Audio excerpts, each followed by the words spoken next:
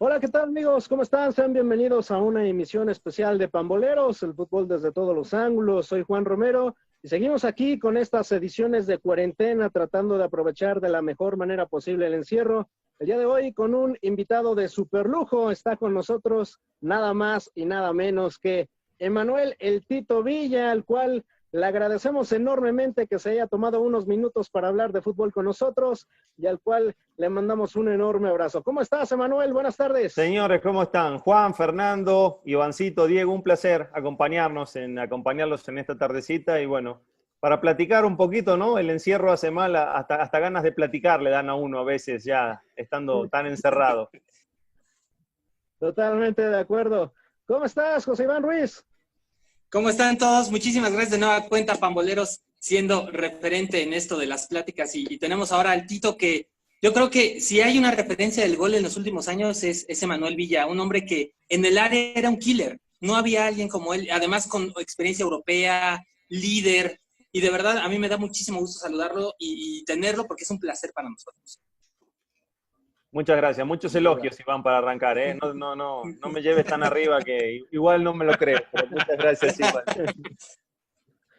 ¿Cómo estás, Diego Farel?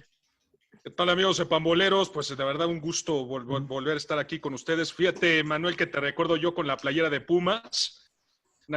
Qué bien el te peor veías recuerdo, con ese uniforme, el peor de recuerdo de mi carrera aquí en México, lo tienes tú ahí. No, pero te veías bien con ese uniforme. No dije que me veía mal, fue un semestre diabólico el de Pumas, pero bueno.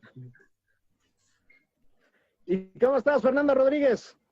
¿Qué tal, Juan, Iván, Diego? Tener aquí al Tito Villa siempre es un placer y pues ya listos para platicar un poco de fútbol.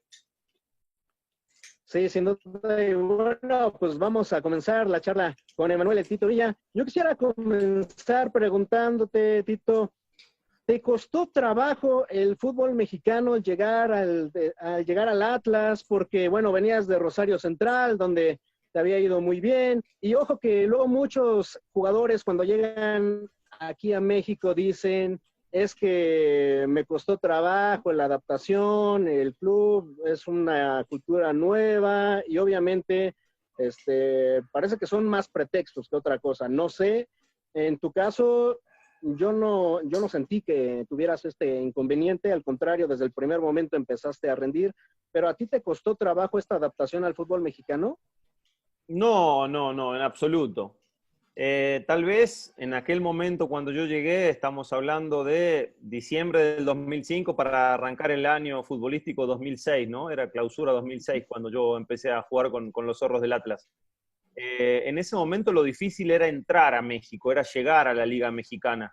Era una liga que, podemos decir, no estaba tan abierta para el común, a lo mejor del fútbol sudamericano. Habían llegado muchísimos futbolistas y habían rendido, pero todavía no estaba abierta, no era fácil entrar, era muy selecta para entrar, ¿no? A mí se me dio la posibilidad en aquel momento con los Zorros del Atlas, que me habían ido a buscar 6 meses antes a Rosario, antes de llegar, y no se había podido dar en aquella ocasión, estando al mando de Daniel Guzmán todavía.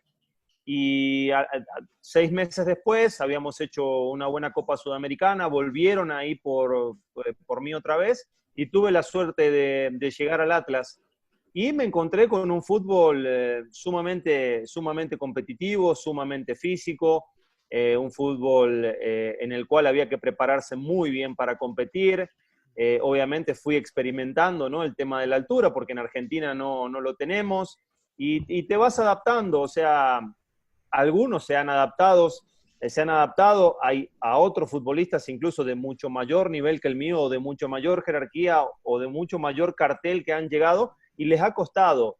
Y a veces no es un pretexto, a veces es la misma fisionomía del futbolista, ¿no? A veces realmente sí ha habido futbolistas que les ha costado mucho, sobre todo la altura, entrar en ritmo en un fútbol tan físico como este, porque se ve un fútbol abierto, un fútbol agradable, un fútbol propositivo, de muchos goles, pero para que el fútbol se preste de esa manera hay que estar muy bien físicamente, y muchos que han llegado no se han puesto poner de buena forma, ¿no?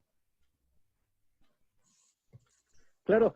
Iván, no sé si coincides conmigo, pero Tito Villa, como bien también ya lo mencionabas, de lo más constante que ha habido precisamente, ¿no? Rinde en Atlas, rindió en Tecos, rindió, me parece, también obviamente en Querétaro. Un jugador que, pues, son de los que queremos que vengan más seguido al fútbol mexicano.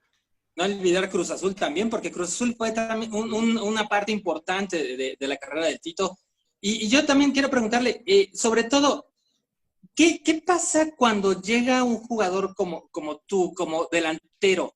Y entonces llegas a un fútbol mexicano que está ávido de encontrar jugadores con mucha experiencia al hacer goles. Obviamente tenemos de referencia a gente como Cardoso, a gente como el mismo Guiñac, que ahorita está obviamente rompiéndola.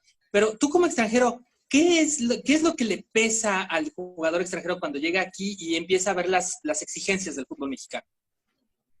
Mira, cada caso es totalmente diferente, Iván. No te podría generalizar porque como han habido extranjeros que no han rendido, han habido extranjeros también que han estado por muchísimos años acá.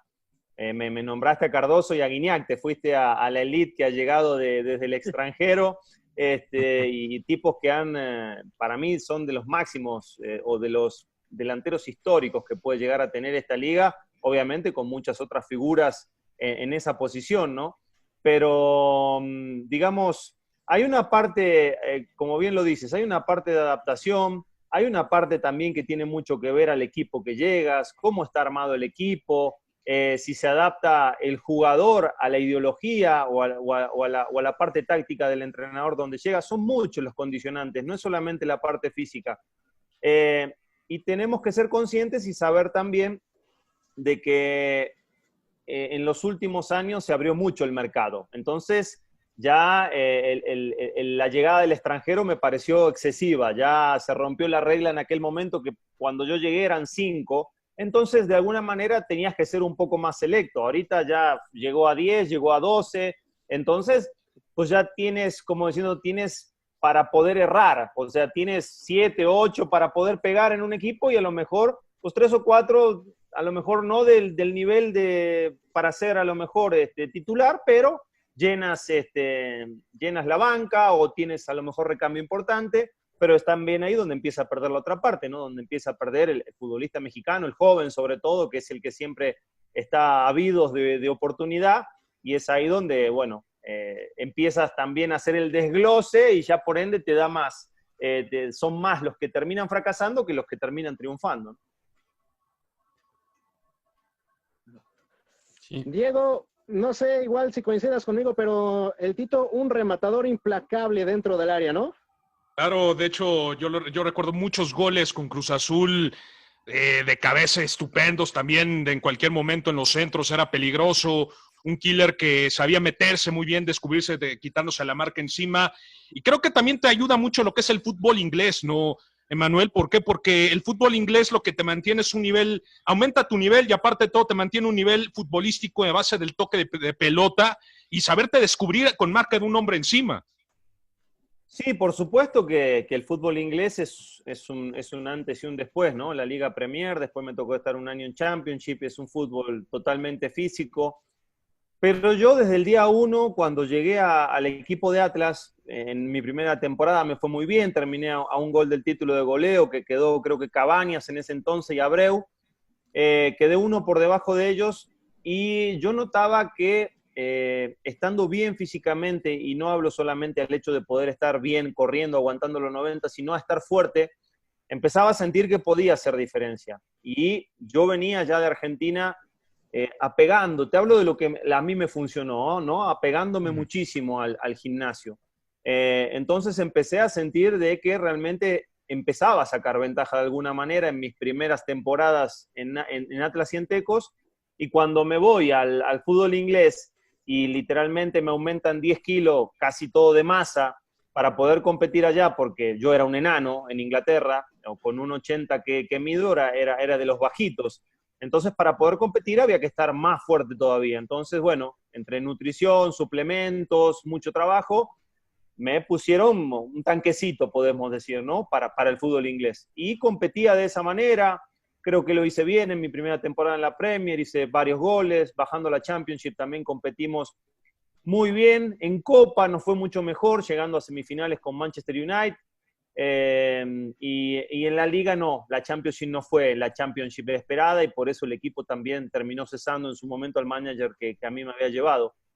Y obviamente cuando se da la posibilidad de mi regreso a Cruz Azul, yo sí, realmente, soy sincero, sentía que me sobraba mucho físicamente, sentía que me sobraba a nivel de fuerza, a nivel físico, corría los 90 minutos y no me cansaba, terminaba entero los partidos.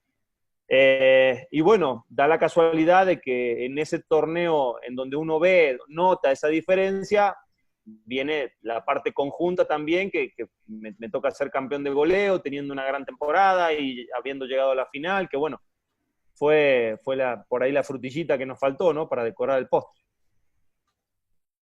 Claro. Fernando. Sí, no, definitivamente esa temporada del Tito Villa en el que superas esa barrera, creo, de los 15 goles de esta Liga MX.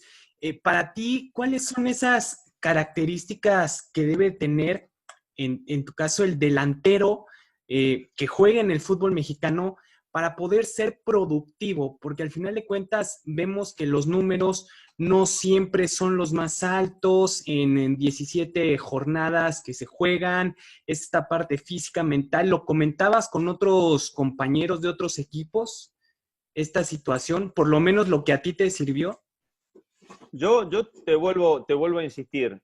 Creo que cada equipo es diferente. Me parece que el secreto del futbolista y el secreto del delantero es empezar a conocerse a sí mismo. ¿Cuáles son tus defectos? ¿Cuáles son tus virtudes? Empezar a esconder los defectos de la mejor manera posible, trabajarlos para que si en algún momento los tienes que mostrar no se vean tan defectuosos.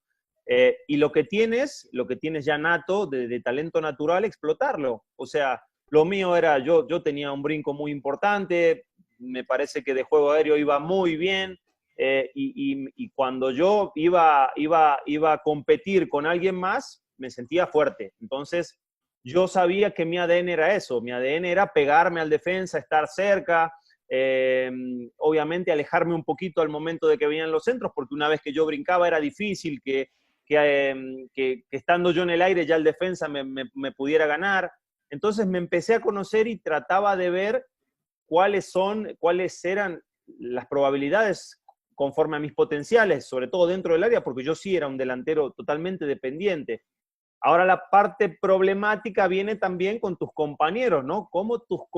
Porque te tienen que conocer también tus compañeros para explotarte las características, ¿no? Ese es el punto más importante de un delantero dependiente, que si tú no lo conoces y no empiezas a hacer esas mancuernas en donde tú te moviste esa milésima de segundo, por decir, antes que el defensor, si en ese momento tu compañero no ejecutó, ya tu movimiento no sirvió de nada. Y por ende, por eso son tan importantes a veces los grandes centradores o los famosísimos dieces que con un pase sutil entre líneas te dejaban mano a mano, porque tienen esa visión diferente, porque leen en el momento justo al delantero para que el delantero pueda sacar la ventaja. Entonces, me parece que ha habido infinidad de mancuernas, ustedes sabrán muchas más que yo en el fútbol mexicano, en donde se aprovechaban mutuamente. El delantero sabía las posibilidades que tenía, pero el centrador, el asistidor, las conocía mucho mejor. De hecho, bueno, ahorita se me viene, por ejemplo, el Pony Ruiz y Borghetti, por ejemplo, en Santos, o después con vos, o no sé, pero era un tipo que te leía,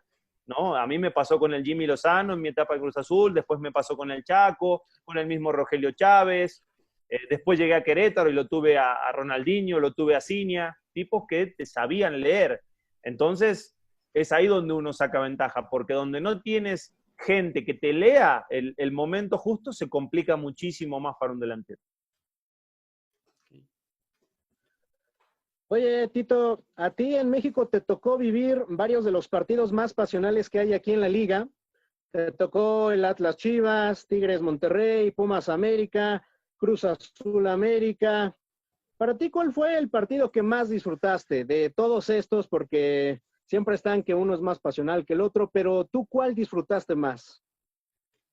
Mira, cada uno tiene un ADN diferente, ¿no? Es a veces difícil, injusto, por ahí se malinterpreta, a veces las comparaciones. El clásico Atlas Chivas, por supuesto que es un clásico hermoso, a mí me tocó jugar en mi primera temporada cuando llegué.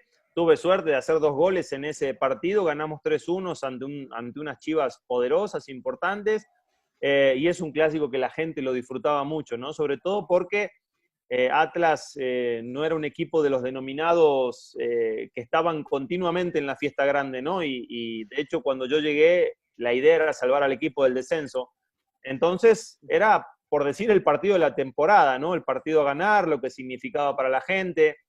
Después me toca el Cruz Azul América, el Cruz Azul Pumas, que obviamente son diferentes y que, bueno, también venían en su momento con cierta historia, en ese momento venía la racha de la América, después un sábado en el Estadio Azul se cortó con el gol del Chaco y arrancó una racha nuestra muy linda, muy importante, y yo me daba cuenta que era un partido que el aficionado de Cruz Azul lo quería ganar por encima de cualquier otro, ¿no?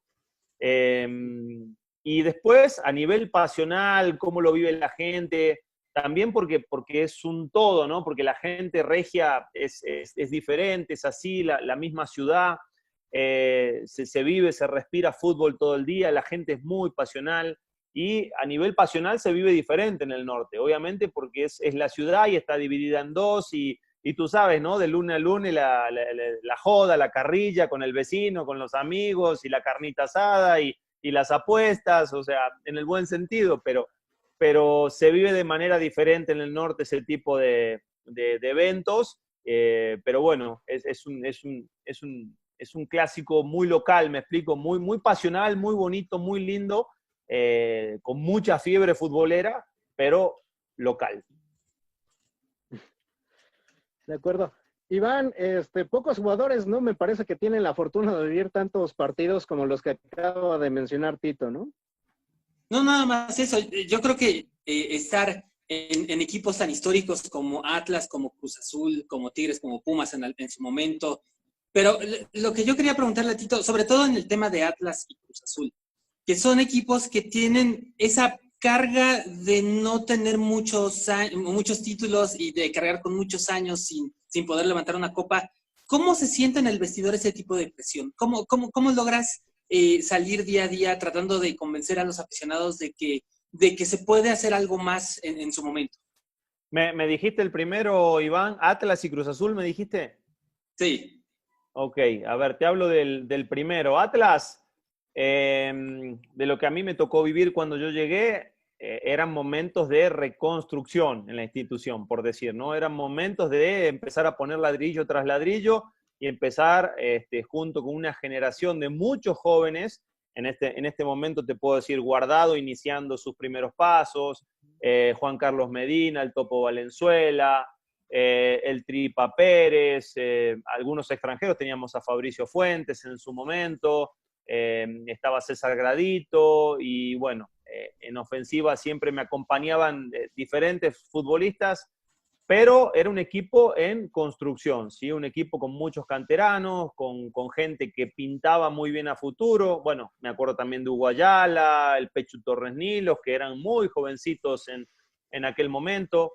Y era poner bases, ¿no? La gente sabía muy bien que no teníamos un equipo para pelearle a los poderosos, para pelearle a los importantes. Entonces la gente era muy consciente de que, bueno, ok, primero salvamos el equipo y después, porque es todo, esto no es de la noche a la mañana.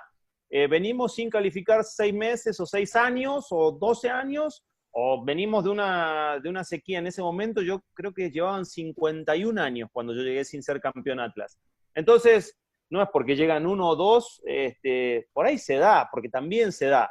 Pero por lo general, pues hay que planificar, ¿no? Son procesos, tiene que haber una empresa seria atrás que apueste a ese cambio, a ese proceso, para poder llegar a conseguir el objetivo. No es de la noche a la mañana. Se puede dar, digo, muy casualmente, pero, bueno, a mí me tocó vivirlo, de hecho, en Querétaro, ese proceso. Era un proceso que se estaba armando y de repente en el primer torneo fuimos finalistas y era un equipo totalmente en construcción. Eso por un lado, Atlas, ¿no? Entonces, las exigencias eran calificar, o sea, ¿cuál era el objetivo? Calificar. Si calificábamos y salvábamos al equipo del descenso, estábamos para ver qué pasa después. Y ya iba a ser todo ganancia después de calificar. Cruz Azul fue totalmente otra cosa. La exigencia del día 1 no había otra cosa que fuera el título. La gente, en el torneo que yo llegué, Cruz Azul, el torneo anterior fue último de la general. Creo que hizo 12 puntos o 13 puntos, fue un desastre Cruz Azul ese torneo, y por eso también a fin de torneo vinieron todos los cambios, ¿no? A nivel directivo, el entrenador, llegó el profe Mesa con nosotros, y llegué yo y algunos jugadores más, Chuy Corona, que llegó conmigo en ese momento. Entonces era, ok, no dio, ahora sí vamos a armar un equipo para intentar competir, ¿no? Pero ya desde el día 1 la exigencia era, la liguilla era como de lugar, no era a ver si calificamos, no, la liguilla era de ley, y después, obviamente, tratar de salir lo más fortalecido posible para pelear.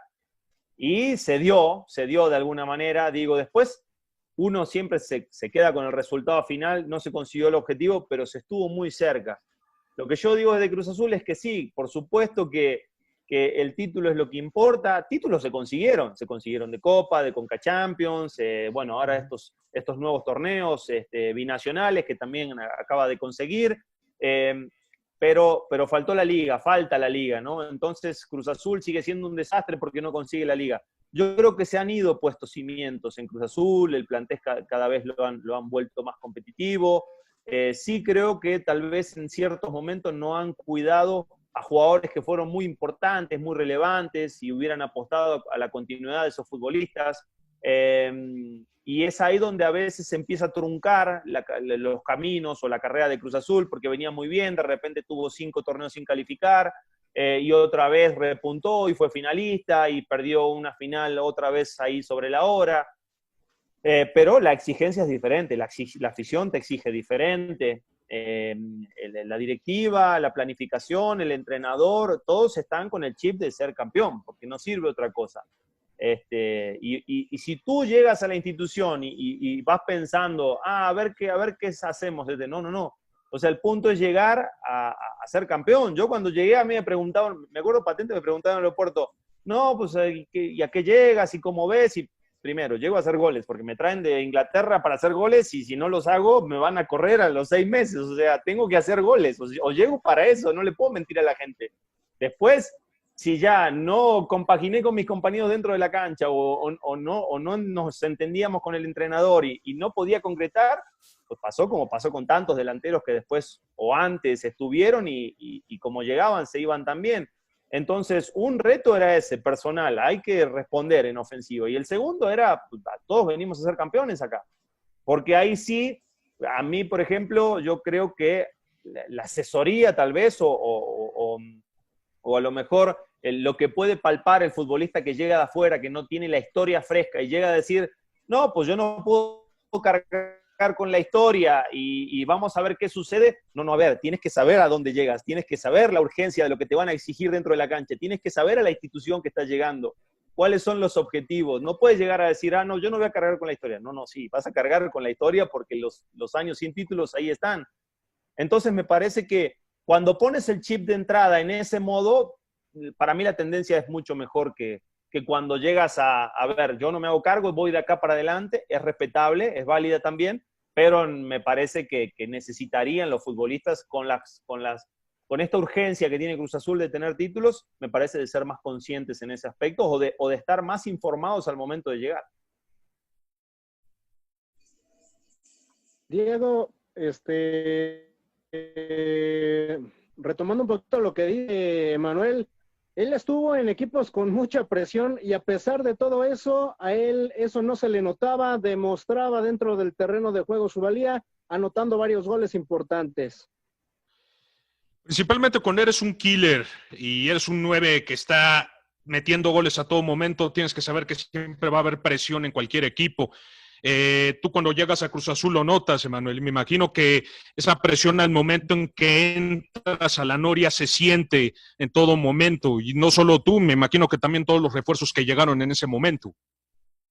Mira, el delantero en sí, el 9, el dependiente, el que es rematador por naturaleza, tiene una desventaja sobre todo el resto, que se mide por números. O sea, te puedo decir de un volante de contención, un 8, un 10, un extremo, puedes jugar bien, puedes jugar mal, puede puede ser titular, puede ser suplente, puede ser importante en cualquier momento. El delantero es muy frío. ¿Cuántos partidos jugaste? Jugaste 20. ¿Cuántos goles hiciste? Hiciste 2 goles. O sea, no vieron si jugaste bien, si fuiste importante, si jalaste marcas, si le dabas aire a tu equipo en los momentos que no podías salir de atrás, si peleaste y corriste cada una de las pelotas. O sea, no importa eso. No importa. Importa a ver cuántos goles hiciste. Eres el 9 del equipo. O sea, así se mide. Es muy frío. Y si no lo entiendes como centro delantero, mejor pues te intenta jugar en otra posición. Porque vas a cargar con ese peso torneo tras torneo desde que inicies tu carrera hasta que la termines. Pero bueno, es una posición linda que te brinda muchísimas satisfacciones cuando las cosas van bien, pero también tienes que empezar a aprender y a saber de que no siempre va a ser así. Y en los momentos que no sea así, ¿cómo le vas a hacer para no bajar, para no decaerte, para seguir con confianza de frente a la portería? Porque todo después, obviamente, afecta. Por supuesto que los momentos anímicos del futbolista afectan.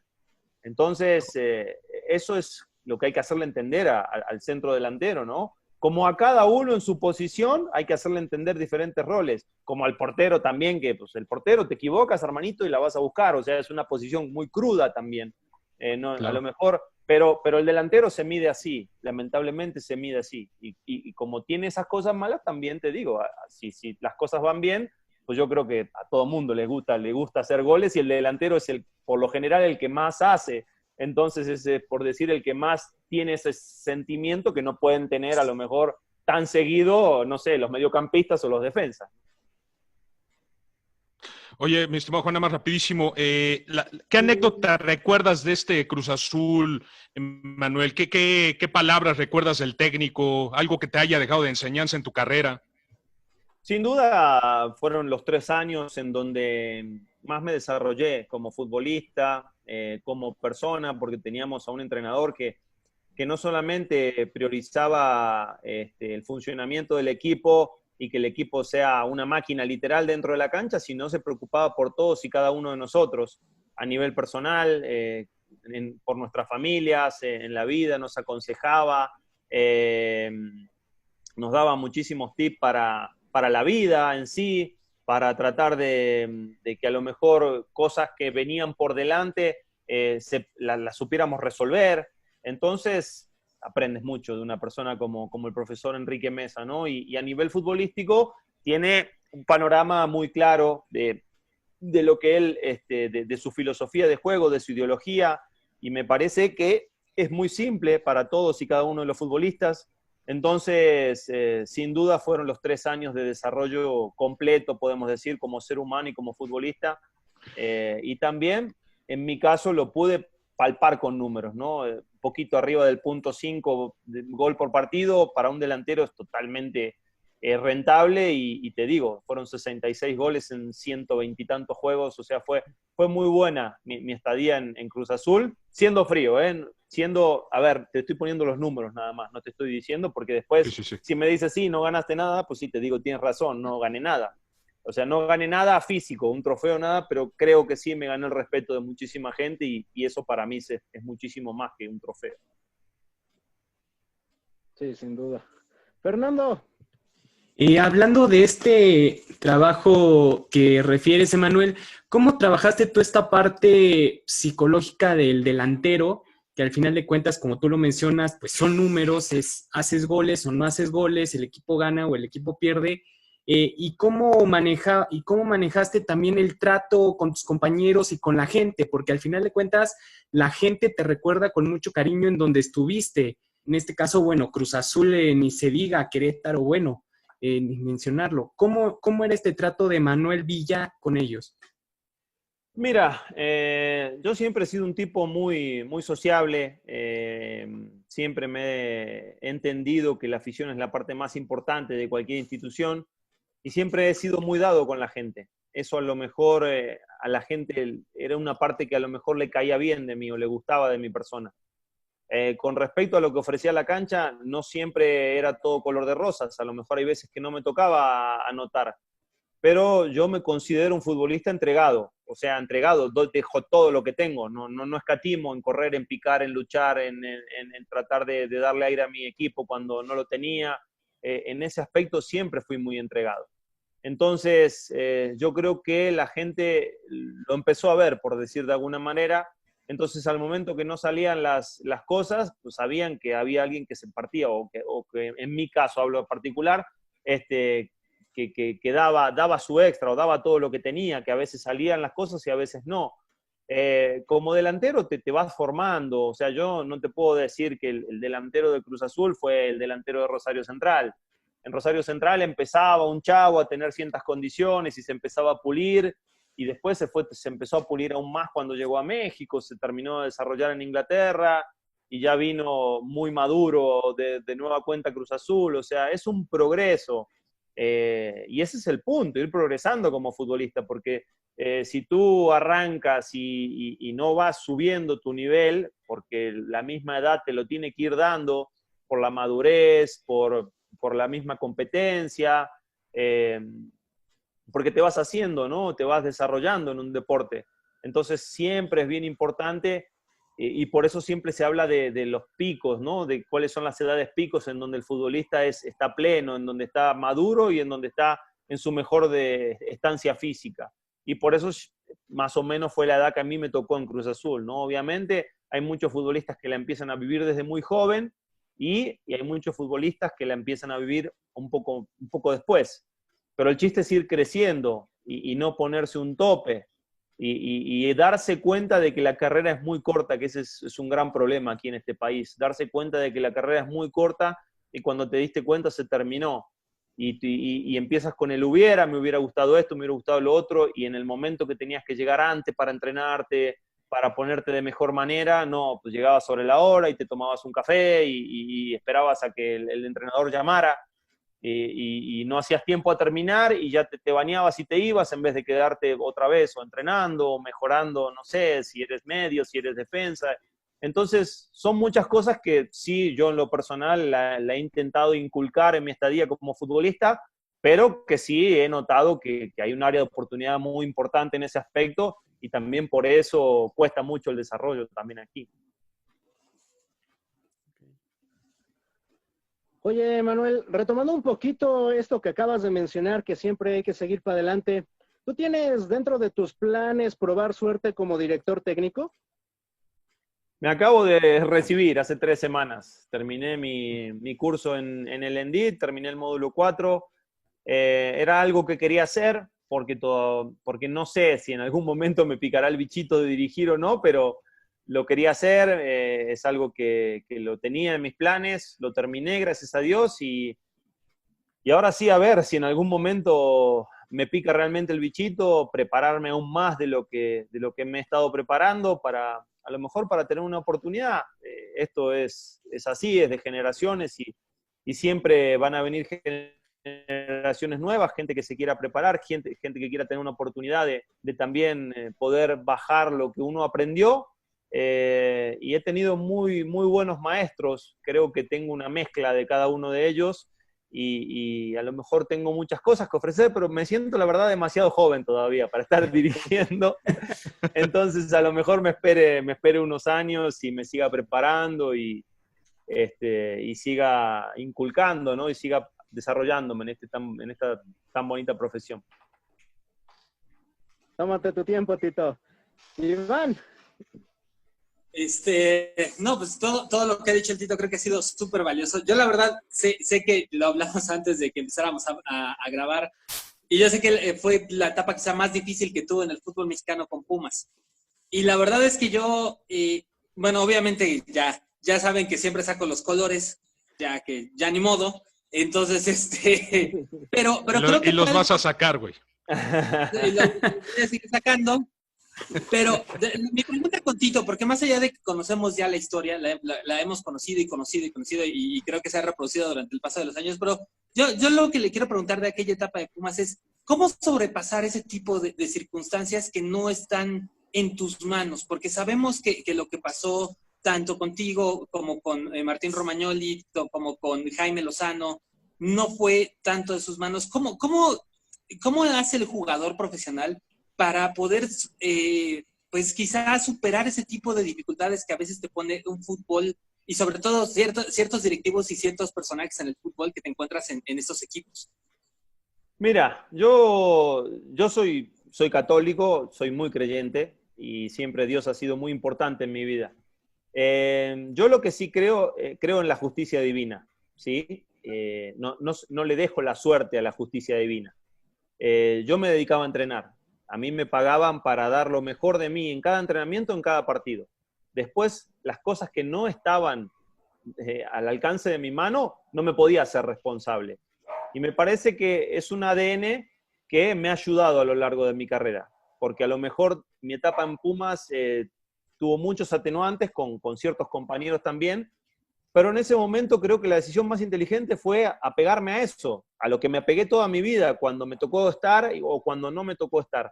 Y es cerrar el hocico, trabajar de la mejor manera, con la mejor cara, apoyar a la gente que está, porque ellos no tienen la culpa de que uno no esté, apoyar a la gente que realmente está dentro de la cancha, volcarle todo lo que uno tenía para que ellos también lo puedan hacer bien. Y así se dio en Pumas. Nosotros, en lo personal, calladitos, íbamos a la tribuna el fin de semana, apoyábamos a nuestros compañeros y si ganábamos, estábamos muy contentos y si perdíamos, pues a jalarle en la semana otra vez y a seguir arreando a la manada para que el próximo fin de semana pues se pudieran dar las cosas. Obviamente después hay un momento en el que uno tiene que tomar decisiones, ¿no? Que fue cuando termina mi semestre en Pumas y estaba la posibilidad de Tigres. Y Pumas, la verdad, en ese momento no tenía ni pies ni cabeza, no se sabía quién iba a ser el entrenador, no se sabía si la directiva ya si iba a seguir o no. Ya no era el proyecto en el cual muchos de nosotros habíamos llegado. Y bueno, en ese momento salió la posibilidad de Tigres, tuve que tomar la decisión, junto con la directiva, la tomamos en conjunto, a la directiva de Puma le quedó muy buen dinero, entonces, te digo, ahora sí que fue literalmente una anécdota, y tal es así que si yo me hubiera quedado lamentándome en ese semestre, después cuando hubiera llegado a Tigre hubiera sido un total fracaso, y en mis primeros 8 partidos llevaba 8 goles, iba caminando al título de goleo de nueva cuenta, y bueno, después sí, me pasó un atenuante muy importante, que literalmente me lastimé una pierna muy fuerte en un entrenamiento, y de ahí arrancó otro cantar, junto con otra serie de lesiones que se me desataron en mi estadía en Tigres, que bueno, eso ya fue otro cantar, ya no fue, ahora sí que algo que dependiera de uno, sino que son cosas que también como futbolistas en algún momento llegan y también hay que tener mucha fuerza mental para poder superarla. Nada más una cosa, he hecho muchos tops de Pumas, sobre todo de delanteros que en algún momento les dijeron que no tenían, que no tuvieron la oportunidad de explotar, y el primero siempre en la lista es el Tito Villa. Yo sí tengo que decirlo bien, si hay alguien que me hubiera encantado que se quedara, sobre todo la tribuna, porque en realidad yo no puedo hablar ni por la directiva, yo no puedo hablar ni por el director técnico, yo puedo hablar de la gente que estaba en la tribuna, y yo sé que la gente en la tribuna siempre apoyó al Tito Villa, y eso era súper, súper importante, siempre hubo ese apoyo y ese amor incondicional de la tribuna es el Tito, y nada más era para ponerlo en claro, porque sí creo que esos yo lo 6 sé, meses fue... Yo lo sé, Iván, lo que pasa es que el contexto de la cosa es muy claro, mira. Yo te la voy a poner así por si hay alguna cosa que no la sabes. A nosotros, hablo de nosotros los refuerzos que llegamos en ese mercado de pases, los pide Memo Vázquez. Mi persona, Romagnoli, Luis García, Jaime Lozano y había alguno que otro más. En su momento no estaba la directiva con la cual yo llego, encabezada por Beto Aspe. Okay. Cuando nos llaman o nos contactan y se termina haciendo la transferencia de muchos de nosotros, le dicen a le dicen a Memo Vázquez que ya estaban sus refuerzos, que ahora con la directiva nueva sí se lo iban a traer. Memo Vázquez le dice, pues yo ya me arreglé con Cruz Azul, yo ya no puedo regresar. Entonces, bueno, ¿y ahora quién va a dirigir el equipo? Llega Joaquín del Olmo, con el cual tengo una excelente relación, le aprendí muchísimo también y me parecía un gran técnico para el momento que teníamos.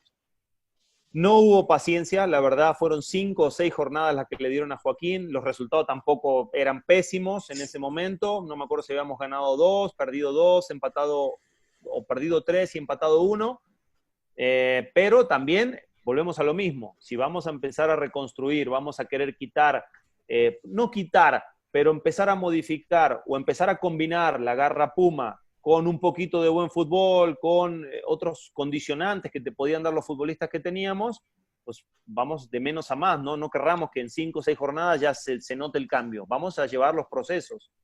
Bueno, la paciencia se terminó, llegó Mario, el cantar fue otro. Cuando nosotros llegamos con la directiva, el speech fue, vamos a armar esto, el proyecto es este. Y las cabezas, muchas de las cabezas, eres tú, Tito, está Verón, está Romagnoli, y ya empezamos a tener la columna vertebral y empezamos a armar un equipo con base a gente que nosotros confiamos, ¿no? Entonces, al momento que llega Mario y viene con sus decisiones raras a modificar un poco esa estructura, la directiva medio como que nos deja de lado, se empiezan a dar un par de resultados con los jóvenes, lo cual fue muy bueno. Entonces ahora hay que apoyar al proyecto de Mario. Y cuando el presidente del equipo termina el partido con América, viene y lo corre a Mario, la directiva fue otra vez, no, vamos a retomar el proyecto. No, a ver, espérame. O sea, tú vas para donde va corriendo el agua. No es así de hoy contigo, mañana con el otro, pasado con el otro. Entonces, hubo mucha desilusión de mi parte conforme a la directiva porque yo veían que ellos tiraban agua para su pozo. Y a lo mejor está bien. A lo mejor eso es lo que le ha funcionado en su vida. Pero yo doble speech no. O sea, ¿estamos para un proyecto o no estamos para un proyecto? Por supuesto. Entonces, pues yo dije, no, a ver, yo es como diciendo, bueno, vamos a apostar al proyecto otra vez. ¿Y cómo vuelvo a confiar en ti que el proyecto? ¿Me explico? O sea, ¿en qué me baso? Si ahorita me demostraste en 6 meses de que el proyecto siempre van a ser los resultados por encima de todo. Entonces, en ese momento, cuando se da la posibilidad de Tigres, dije, no, pues yo sí, realmente me quiero ir. Sabiendo de que a lo mejor podía tener una revancha, pero no estaba estable, la institución no estaba estable, no se sabía quién iba a dirigir, si iba a quedar Torres Servín, si los iban a correr a todos los directivos, era una olla hirviendo Pumas en ese momento. Y también a Pumas en su momento le vino bien revenderme, algo de dinero me ganaron conforme a lo que me pagaron a Cruz Azul. Entonces, pues fue un negocio y a ellos le vino bien y con ese dinero seguro después contrataron otros futbolistas y yo me terminé yendo y aposté también a un cambio de aires, ¿sí? Porque la forma en la cual yo llego a Pumas no fue la que yo quería, o sea, la verdad, y lo dije un montón de veces, yo tenía 6 o 7 equipos para elegir y no tengo nada contra de Pumas, es un club bárbaro y me trataron bárbaro y yo lo quiero muchísimo. Pero yo me había identificado mucho con la gente de Cruz Azul. Yo quería un cambio, o sea, me quería un cambio. Estaba por nacer mi segundo hijo, ya había, me parece que cumplido ya mi etapa en Cruz Azul, después de que me lo hicieron saber así. Entonces dije, bueno, pues me tengo que ir a otro lado, quiero salirme, irme a nuevos retos. Y en ese momento, el norte era un reto. Estaba Tigres, estaba Monterrey para ir a un reto importante, a equipos que estaban construyendo también o queriendo construir historia. Y era un reto importante. Mi llegada a Puma fue literalmente condicionada, obviamente aceptada por mí. En el momento que yo dije sí, dije voy con todo y hacer igual o mejor que lo que hice en Cruz Azul. Pero las condicionantes en el fútbol siempre están y fueron pasando y fueron sucediendo y así son, lamentablemente, ¿no? Fíjate, hoy lo vemos a nivel internacional, lo que pasa con el Chucky Lozano, o lo que pasó con Raúl cuando estuvo en Benfica, o cuando estuvo en el Atlético Madrid, y tienes que tomar decisiones después, porque es tu carrera. O sea, como los entrenadores y los equipos tienen su historia y su carrera, tú también tienes tu propia carrera, y tienes que ser muy consciente de la decisión que vas a tomar, pensando siempre en lo mejor para ti, y por supuesto, también que se reditúe la otra parte, el que te contrató, el que te pagó, siempre es el todo, pero las decisiones por uno las tienes que pensar conforme a lo mejor para tu carrera. Si no estás jugando, yo era un tipo que si yo no jugaba, y digo, no es porque tuviera que jugar, sino porque es algo personal. Si yo no jugaba en el equipo donde estaba, pues ¿qué me quedo a hacer aquí? Me voy a otro en donde tenga la oportunidad de pelear o en donde tenga más oportunidades de jugar. Porque de eso se trata la carrera, porque si vas a estar toda tu carrera estando en la banca o estando siempre siendo segunda opción o estando... no sé, yo siempre quiero jugar, o sea, cuando me inviten a jugar una cáscara no me voy a sentar a la banca, güey, quiero jugar, o sea, pónganme a jugar. ¿De qué falta? ¿De 4, de 3, de 9, de arquero? O sea, pero quiero jugar, no me quiero quedar mirando. Y a nivel profesional también es lo mismo. Yo no creo que haya ningún jugador que quiera ser suplente. Pero es como todo, si a lo mejor en el equipo donde estás no te da el target o no le llenas el ojo, bueno, hay veces que hay que bajar un escalón o intentar buscar otros medios para poder jugar. Porque si no juegas, si no demuestras, ¿cuándo te vas a realizar como jugador? No te vas a realizar nunca. Vas a ser siempre segunda opción o recambio y bueno, nunca fue lo que uno deseó. A lo mejor hay futbolistas que se conforman con eso y lo respeto también, no digo que esté mal. Pero bueno, es el ADN que uno tiene, ¿no? Y uno siempre quiere jugar. Claro. Oye, Diego, ¿a ti te hubiera gustado que Tito se hubiera quedado un poquito más en Pumas? Creo que sí, yo creo que sí, le faltó muchísimo tiempo en Pumas, no le dieron la... Para mí, de hecho, yo como aficionado a Pumas, Tito, yo sí te puedo decir, la oportunidad que tú querías no te la dieron. Creo que no, un futbolista de esas cualidades no merece una oportunidad así. Y yo aquí voy con la pregunta candente, porque igual a varios futbolistas que han pasado por Tigres les he preguntado, el más reciente, Carlos Salcedo, le pregunté lo mismo y te lo voy a preguntar a ti. ¿Qué tal es el Ricardo El Tuca Ferretti adentro y fuera de las canchas? Es un técnico muy exigente, muy exigente, muy perfeccionista.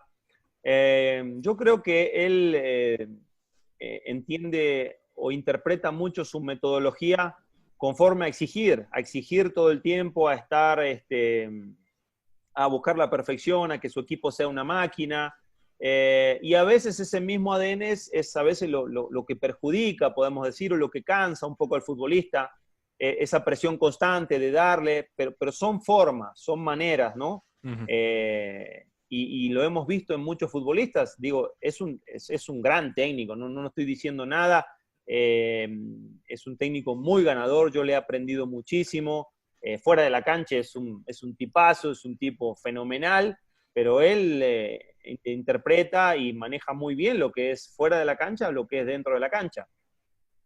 Su metodología tal vez es muy diferente a la de otros, porque tal vez cuando el equipo gana, él es cuando más presiona, cuando está, como por decir, más regañón, más gritón, y cuando el equipo pierde, él utiliza el método de, bueno, relajado, no pasa nada, más sonriente, más alegre, pero bueno, el problema es que Tigres por lo general gana, y por lo general está en liguilla, y por lo general siempre anda bien, pero bueno, yo creo que a veces los procesos que le vemos a Tigres, por decir, en un modo muy mermado, por debajo de lo que normalmente puede mostrar un equipo de esa categoría, yo creo que va un poquito,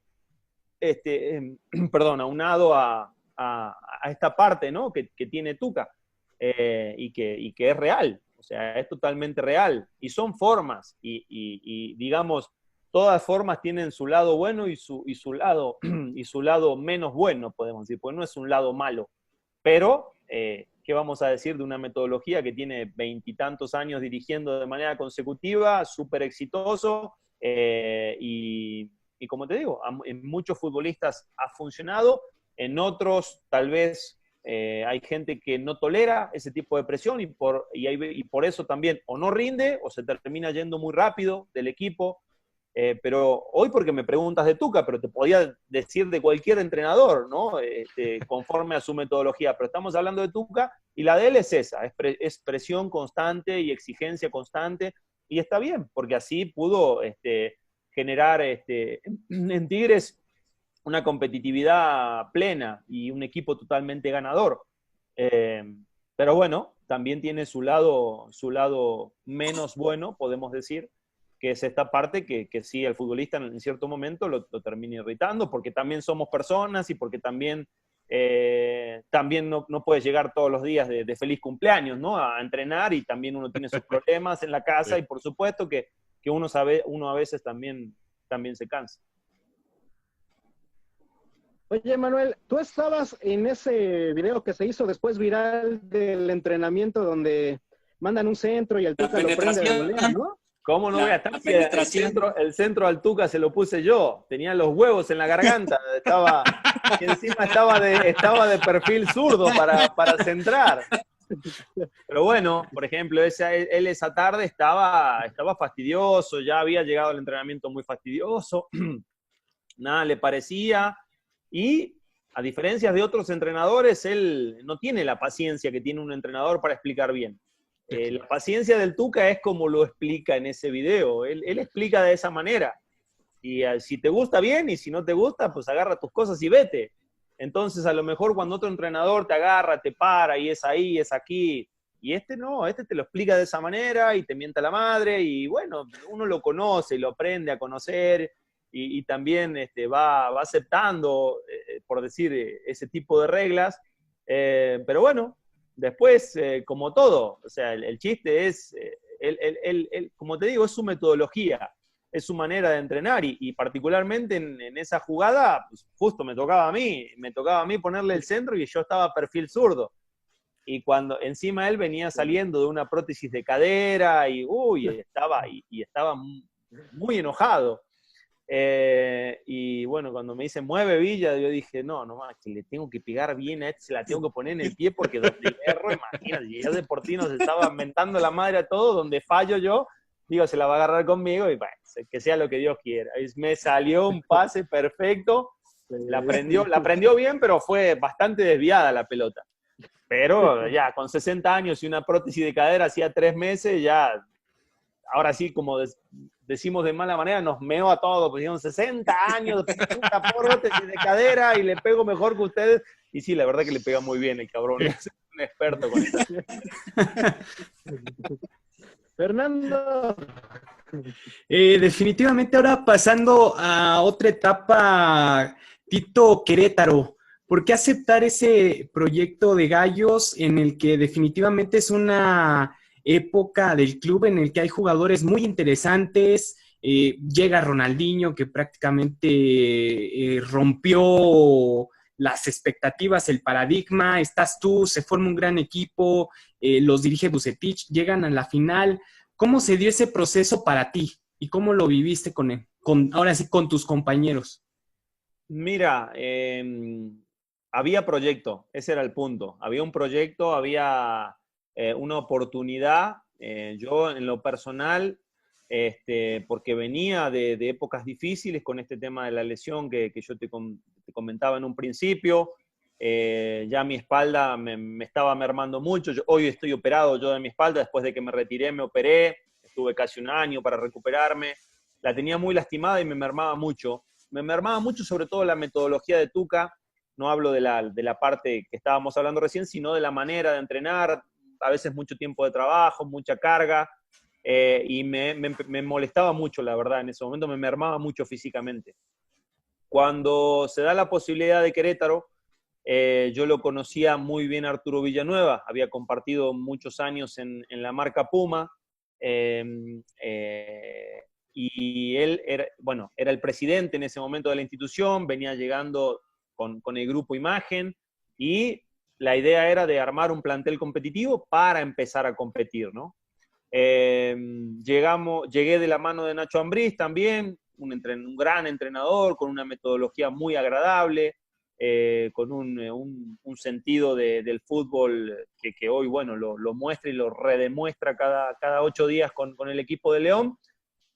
Y era un equipo en formación, ¿sí? Ya estaba Ronaldinho como estandarte, con muchos futbolistas que habían llegado en su momento, creo que de Chiapas, que había sido la franquicia que había comprado Querétaro, y empezando de a poquito a traer jugadores tal vez que veníamos o con hambre de revancha o con ganas de realizar este sueño, ¿no?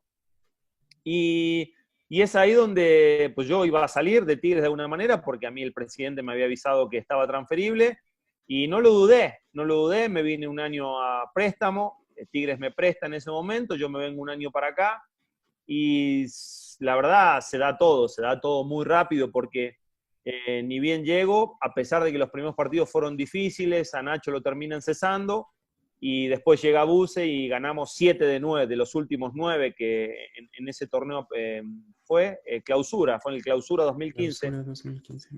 Y nos terminamos colando en la última jornada de la liguilla, después eliminamos a Veracruz, a Pachuca, y terminamos con aquella final tétrica, ¿no? En Torreón, donde perdimos 5-0, y con casi esta final milagrosa en casa, que íbamos 3-0 al medio tiempo ganando, y que bueno, nos quedamos sin gasolina, como se dice, pero por Dios que el ambiente que se palpitaba era de revancha.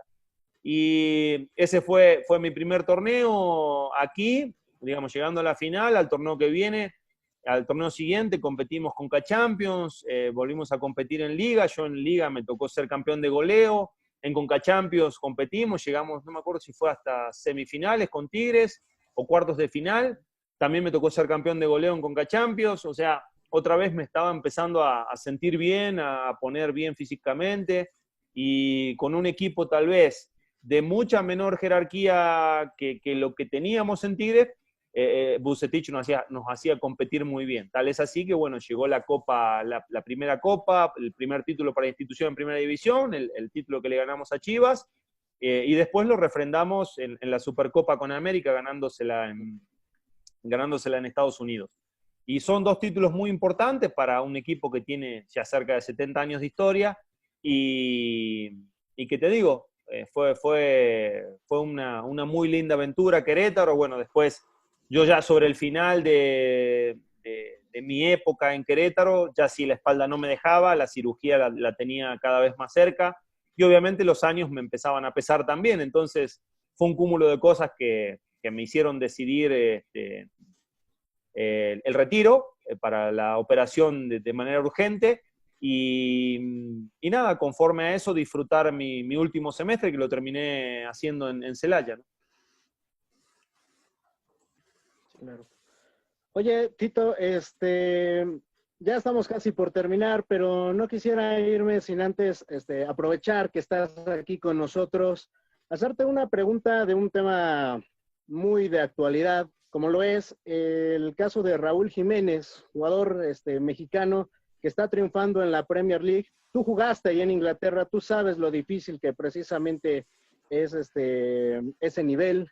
¿Y qué dimensión le das a lo que está haciendo este jugador mexicano? Y si crees que el jugador mexicano puede haber más jugadores mexicanos que triunfen por ese fútbol. Por supuesto que siempre puede haber, y va a haber, ojalá se sigan saliendo futbolistas de esa categoría, ¿no? Porque es lo que la selección mexicana también necesita para dar ese paso que todos queremos.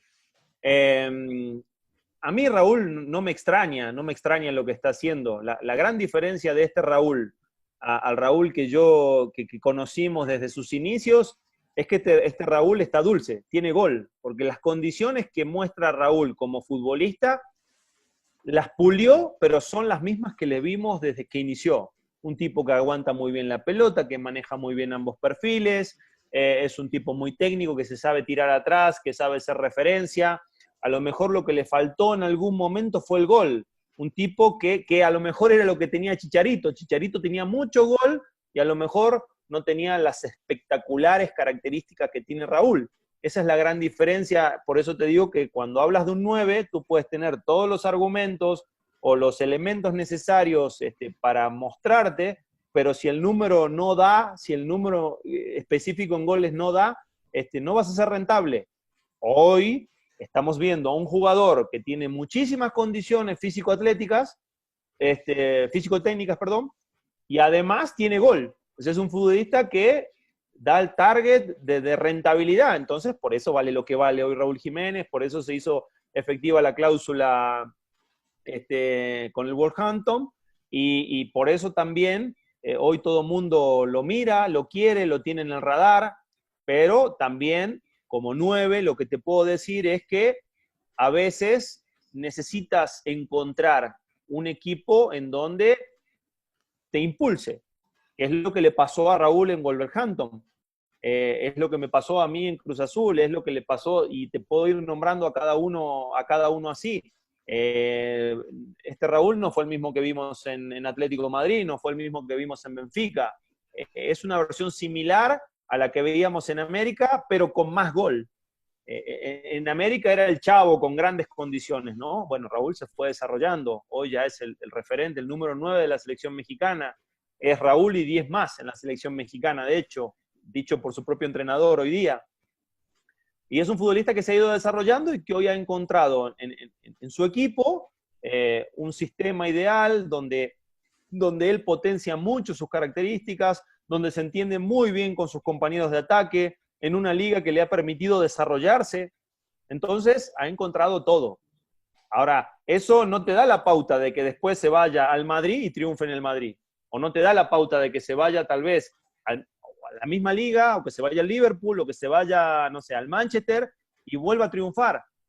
No te da esa pauta. Pero los momentos como futbolista también lo tienes que aprovechar. Por supuesto que si viene el Manchester United, ¿qué le vas a decir? Que no. Por supuesto que vas a querer ir y vas a querer hacer lo mismo que hiciste en Wolverhampton, hacerlo en Manchester United, o hacerlo en el Real Madrid, o hacerlo en el Barcelona, o hacerlo en la Juventus, en el equipo que me digas.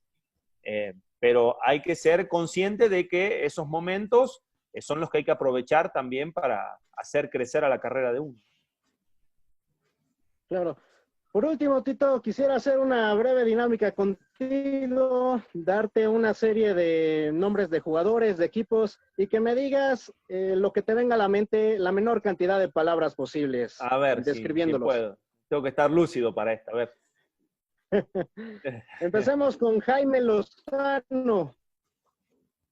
Y ese fue es el que mejor me leía desde la banda. No tuve nunca un pasador como él así, desde la banda te hablo, que me lea tan bien. Y un gran amigo aparte, un gran amigo. Cristian Jiménez. Un fenómeno. Mi hermano y aparte, nada, un tipo que juega con el corazón. Más allá del talento que tiene, juega con el corazón dentro de la cancha, un referente importantísimo en el vestidor, fuera de él, un tipo, bueno, estás hablando del Chaco Jiménez, ¿no? No estás hablando de cualquiera. Sí. Thiago Volpi. Sin duda, para mí, el mejor portero que me ha tocado aquí en México. Por encima del que me digas, ¿eh? Y lo tuve y entrenaba a diario con él y era un tipo que llega a las que otros no llegan. Ronaldinho. La cereza del pastel, o sea, haber jugado con Ronaldinho, ¿quién me lo quita? Nadie. Haber podido jugar para mí con uno de los 4 o 5 mejores futbolistas que ha dado la historia es un privilegio único al cual estoy muy agradecido. Daniel Guzmán. Mi descubridor mexicano, podemos decir, ¿no? Porque él me dio la oportunidad de venir a este fútbol, a este país tan bonito, y fue realmente, perdón, déjame meter la lunita justo ahora, no molestó a nadie y ahora están molestando. Te decía que es un tipo al cual estoy muy agradecido porque fue el que me abrió las puertas de este hermoso país y hermoso fútbol. También Enrique Mesa. Mi segundo padre, ¿qué te puedo decir? Víctor Manuel Vucetich. No sé si decirlo mi tercer padre, pero es un fenómeno el Buce también. Un tipo que me parece que me quedo mucho con la manera, me asombró muchísimo la manera que el tipo tiene de manejar al grupo, de leer los partidos, de hacer rendir a cada futbolista en cada posición. Un tipo sumamente directo, un tipo muy frontal, muy alegre. Bueno, por eso es uno de los más ganadores de este fútbol, ¿no? La tiene muy clara y de hecho fue uno de los técnicos que más le aprendí también.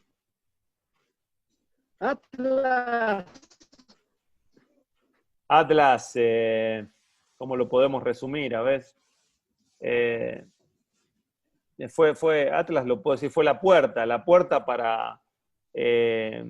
para un viaje sin regreso, porque de hecho aquí estoy todavía, desde que llegué a Atlas, yo no sabía que no iba a regresar a mi país y que me iba a quedar a vivir acá y que iba a hacer toda mi carrera salvando los años en Inglaterra y literalmente fue eso Atlas, ¿no? Un viaje sin retorno.